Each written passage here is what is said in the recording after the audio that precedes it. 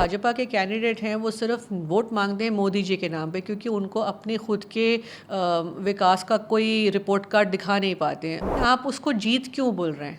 लोकतंत्र की हत्या बोलिए ना, वो जीत नहीं होती है। पैसे का दबाव, सीबीआई, ईडी, इसी सब से तो आप सरकार चला रहे हैं ना। लोगों को अब ये लग रहा है कि अगर हम वोट भी करेंगे, बोलते हैं लोग, हम अगर बटन दबाएंगे तो वोट तो बीजेपी को जाएगा। यंगर जनरेशन जो है, बहुत सारे फर्स्ट टाइम वोटर्स हैं, बहुत ही शार्प हैं और बहुत ही स्मार्ट हैं। आक्रोश सरकार के ख़िलाफ़ ज़्यादा है। आप आज भी, अगर मैं अंडमान होके आई हूँ, अभी मैं दमन से आई हूँ, अब गुजरात आई हूँ, एक अंडर करंट है क्योंकि लोग परेशान हैं और लोग विकल्प ज़रूर ढूंढ रहे हैं। आज 10 वर्ष मोदी सरकार के बाद भी अगर हम समस्या देखने जाएं गांव-गांव में, शहर-शहर में, तो अभी भी बिजली, पानी, सड़क, रोटी, कपड़ा, मकान, महंगाई, बेरोज़गारी, सड़क, पीने का पानी, यही सारी गटर, यही लोग उनके पास जाते हैं तो लोगों को बेसिक सुविधाओं की प्रॉब्लम है।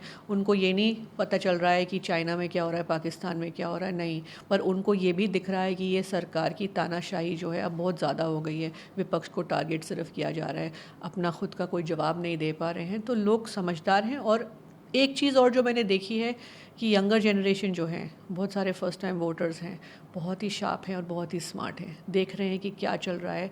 तो उनको देखकर हमें हमारा भविष्य उज्जवल नज़र आ रहा है। खासतौर पर अगर गुजरात की और भी केंद्र में मंत्री हैं, प्रदेश की में भी सरकार है, तो ऐसे में चुनौती आप लोगों के सामने गुजरात में बहुत बड़ा सामने आ जाता है। प्रधानमंत्री खुद गुजरात से आते हैं। जी, तो दुख की बात यह है कि जब आप किसी लोकल कॉन्स्टिट्यूंसी में जाते हैं तो जो भाजपा के कैंडिडेट हैं वो सिर्फ वोट मांगते हैं मोदी जी के नाम पे, क्योंकि उनको अपने खुद के विकास का कोई रिपोर्ट कार्ड दिखा नहीं पाते हैं और करते भी कुछ नहीं, क्योंकि एक तरीके से उनको लगता है कि मोदी जी के नाम पे वोट मांगेंगे तो हम जीत ही जाने वाले हैं। तो इसमें जो है वो नुकसान आम जनता का हो रहा है और ये चीज़ जो है अब लोगों को समझ आ रही है। तो लोग अब एक बोलते हैं ना, वोकल फॉर लोकल, वही लेकर हम जा रहे हैं कि भाई आप आपके लोकल कैंडिडेट को सपोर्ट करें, आप रिपोर्ट कार्ड मांगिए, आप सवाल पूछिए। एक तरीके से सरकार ने आदत बना दी है कि सरकार उनकी पर सवाल विपक्ष को। जनता भी यही करती है, हम जाते हैं, हमसे सवाल पूछते हैं तो हमें समझाना पड़ता है कि भाई आप सवाल पूछिए सरकार से। अब जागरूक हो रहे हैं, समझ रहे हैं और एक चेंज, बदलाव जमीन पे हम देख रहे हैं। और जीत तो गुजरात से पहले हो गई, एक सीट बीजेपी गुजरात से जीत, यहाँ पर चुनाव लड़ रहे हो, क्या दावा आपकी तरफ से किया जा रहा है कि कितनी सीट आप लोग गुजरात से जीत सकते हैं? नहीं, आप उसको जीत क्यों बोल रहे हैं? लोकतंत्र की हत्या बोलिए ना, वो जीत नहीं होती है। ये पैसा का दबाव और एक मसल पावर, यही भय की जो राजनीति है, दबाव की जो राजनीति है, इसको जीत नहीं कहते ना। आप इसी से आप एमएलए एमपी खरीदते, फेर बदल, ये वो, पैसे का दबाव, सीबीआई, ईडी, इसी सब से तो आप सरकार चला रहे हैं ना। तो ये कितना वक्त चला पाएंगे आप?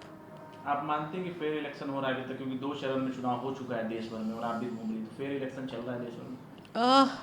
कहीं ना कहीं पूरी जो इस्टेब्लिशमेंट है, इलेक्शन कमीशन से लेकर आप जितनी भी इंस्टीट्यूशंस देखिए, सबका झुकाव तो एक ही तरफ है। तो फ्री एंड फेयर तो हम कह नहीं सकते, पर हम उम्मीद रखते हैं कि जनता बड़ी संख्या में अब बाहर आएगी और लोकतंत्र का जो सही हक में मतलब होता है वो जनता ही जनार्दन होगी और जनता ही आखिर में जवाब देगी, तब जाके फ्री एंड फेयर इलेक्शन होगा। वोटिंग परसेंटेज तो लगातार गिरता जा रहा है। हाँ, तो बताइए क्यों? इसलिए गिर रहा है क्योंकि लोग थक गए हैं ना। लोगों को अब ये लग रहा है कि अगर हम वोट भी करेंगे, बोलते हैं लोग, हम अगर बटन दबाएंगे तो वोट तो बीजेपी को जाएगा, हम नहीं चाहते हैं।